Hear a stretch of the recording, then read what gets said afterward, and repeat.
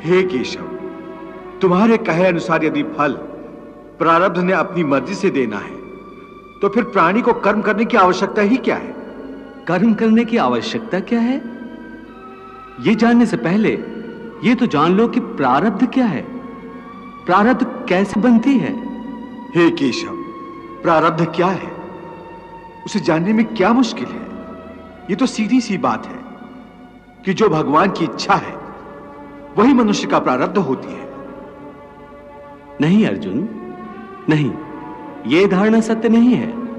क्यों सत्य नहीं है?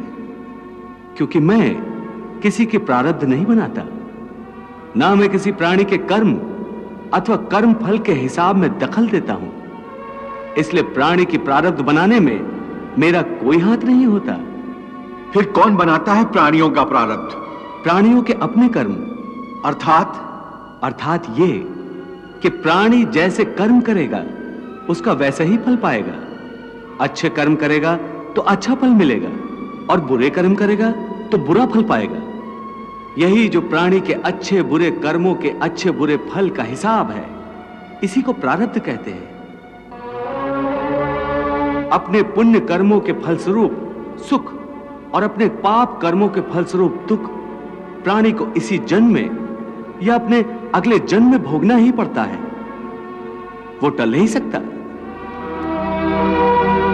इसलिए अकर्मण्य हुए बिना निरंतर अपने धर्म के अनुसार कर्म करते जाओ और मन में यह पक्का विश्वास रखो कि जिस नियत के साथ तुम कर्म करोगे उसी नियत के अनुसार तुम्हें फल अवश्य मिलेगा।